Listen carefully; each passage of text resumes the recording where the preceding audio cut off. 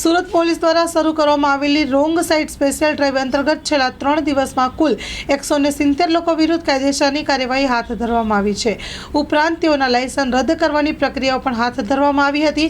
અકસ્માતોની સંખ્યા ઘટાડવા માટે સુરત ટ્રાફિક પોલીસ દ્વારા સ્પેશિયલ ડ્રાઈવ શરૂ કરવામાં આવી છે। માનનીય પોલીસ કમિશનર શ્રીના માર્ગદર્શન હેઠળ સમગ્ર શહેરમાં અત્યારે રોંગ સાઇડની ડ્રાઈવ ચાલી રહી છે।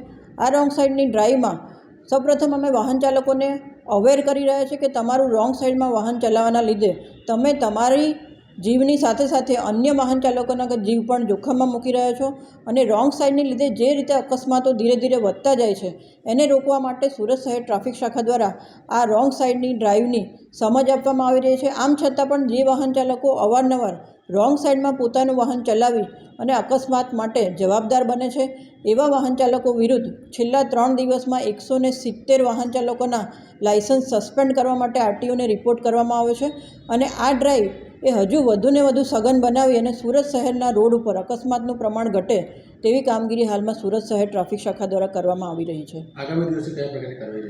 આગામી દિવસોમાં હજુ પણ જોખમકારક રીતે પોતાનું વાહન ચલાવવું એટલે કે ઓવર સ્પીડિંગમાં પોતાનું વાહન ચલાવવું, રોંગ સાઇડમાં પોતાનું વાહન ચલાવવું અને વાહન ચલાવતી વખતે મોબાઈલ ફોન પર વાત કરવી એ ત્રણેય હેડ હેઠળ હજુ આ ડ્રાઈવ વધારે સઘન બનાવવામાં આવશે। વખતે મોબાઈલ ફોન પર વાત ચાલકોના લાયસન્સ છે એ સસ્પેન્ડ કરવા માટેના રિપોર્ટ એ આરટીઓને ચોક્કસપણે કરવામાં આવશે।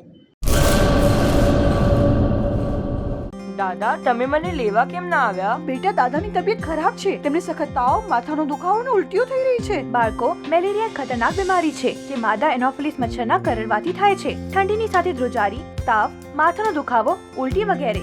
જો કોઈને પણ આ લક્ષણ દેખાય તો તપાસ અને ઇલાજ કરાવવો જોઈએ। આપણે તરત જ સ્વાસ્થ્ય કેન્દ્ર જવું જોઈએ। મેલેરિયાના લક્ષણ હોય તો સરકારી સ્વાસ્થ્ય કેન્દ્રમાં જઈને મફતમાં તપાસ અને સંપૂર્ણ ઇલાજ કરાવો। આ દ્રઢ સંકલ્પ અમારો છે। ભારતની મેલેરિયા મુક્ત બનાવવા છે।